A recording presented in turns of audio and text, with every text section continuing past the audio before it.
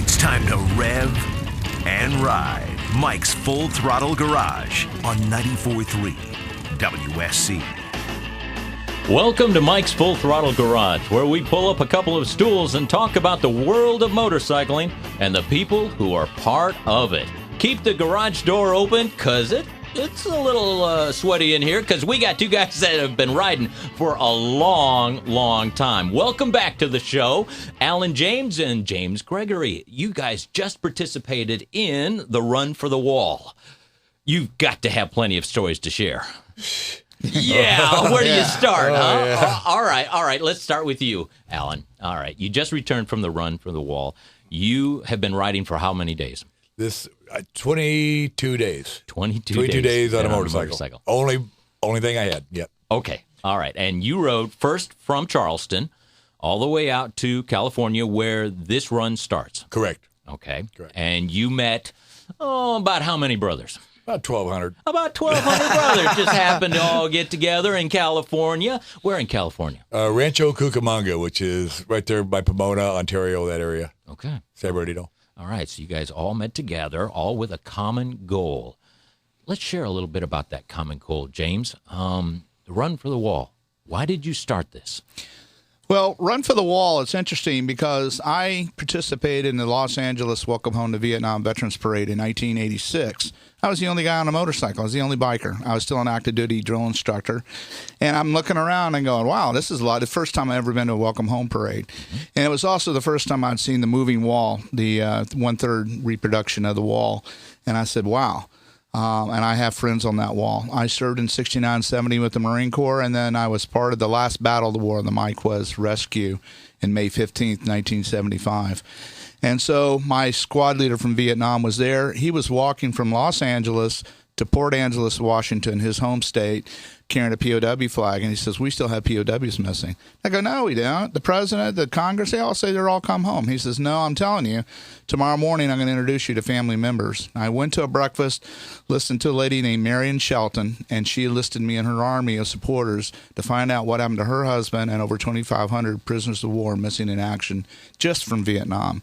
And it turned my life around. And she kept asking me, you're a motorcyclist, what can the bikers do, you know? And about that time, I started thinking about it. And then I got a letter from these guys called Rolling Thunder. And Ray Manzo, another Marine machine gunner, asked me, as a biker, a motorcycle enthusiast in California and a leader of the group, would you mind coming to Washington and join us in Rolling Thunder? And I asked around in 88, and when the first Rolling Thunder, and everybody said, that's crazy. You don't ride across country with a bunch of non-vets. Yeah. Are you kidding? PTSD. They got to take their medication 4 times a day. They're all crippled up and scarred. But we did. In 1989, myself and Bill Evans would also help me out, and a couple other guys. We came across country. Probably only had 25 all the way bikers, but we probably had 100 to 150 from San Diego at that time to Las Vegas.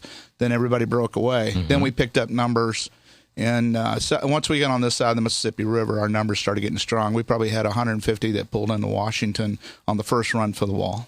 It's got to gather steam as you're going. I mean, a group hears about it, and you're in their home state. They want to join. Absolutely. And the strangest thing, now you have to understand, this is the days before cell phone and computers. I had no internet. I had, literally I would be in a service station searching for a few quarters and a phone somewhere hanging on a wall to call the next area and go, hey, you guys promised us, some food, some gas. Every single group not only did what they promised, they gave us more.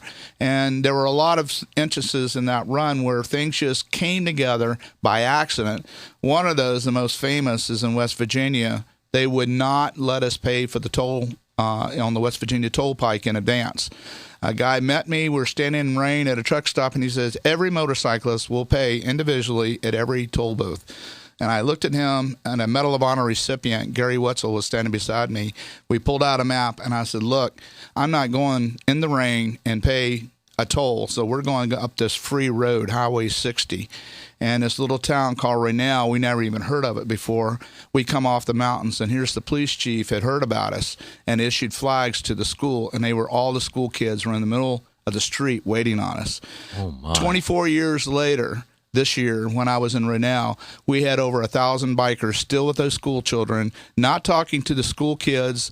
Talking to the school kids we talked to 24 years ago. And one young lady brought me a T-shirt that I had signed back in 1990 with several of the riders' names on there. And that's just one incident. Across country, I know AJ has his favorite schools. We talk to schools, veteran hospitals, veterans groups. All of them are, I mean, it's a big family reunion year after year. That's amazing. A family tradition Absolutely. at a small town. Yeah. They did it as children. They know you're coming again. This is the biggest event this side of West Virginia has. Coal mining, not a very wealthy community. We have now donated thousands of dollars to their school. We have adopted them. They have adopted us. And this is a huge deal for this community. Do they have veterans in their town? West Virginia actually, per capita, has more veterans in the Vietnam War than any other state. Oh, my. And they lost more veterans per capita than any other state. So, yes, they have. Let's just face it. If you're a coal miner's kid, you got two choices, the military or being a coal miner. And a lot of them are patriots, and they came together, and a lot of them joined the military. And I bet there was a positive outlook at it because of you guys. You guys come in with this brotherhood, bikers, large presence comes through this small little town, and this kid grows up going, I want to be a part of that. I want to uplift the military. I cannot explain to anyone the feeling it is to come off the side of a mountain and see hundreds of school children flying the American POW flag. The police department is always there in support. The fire department has the flags across the road. Things that now, frankly, we're taking almost for granted with the homecoming that our current veterans are getting. Mm-hmm. But remember, in Vietnam, we came home. We didn't get a welcome. In fact, quite the opposite. And now for this little town, still doing this after they feed us, the school does. They feed us all weekend.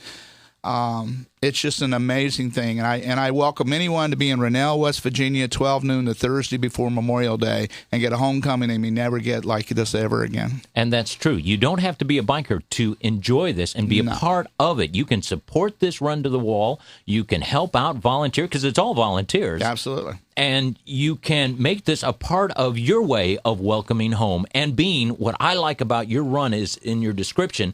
This is your kind of parade for your veterans. It is. As I told Alan more than once, I said, we ought to change this run to the Trail of Tears because you start crying on the first day because the folks are over the overpasses. For the first time, I had police officers in their cars pulled over on the side of the road saluting us. Oh, my. You have the entire police department. We have more motor cops in Louisiana than we got riders. It's a big competition among the different communities to ride. We had over a dozen helicopters, and then we get to the Harley-Davidson dealer in Jackson, Mississippi, and I can't even describe it. I guess what I have to do is say, go to RFTW.org and look at the videotapes, or just Google Run for the Wall, and you will see something that you're going to have to participate. And I know a lot of guys are saying, I've been putting this off. Guys and gals, get out there. You don't have to ride.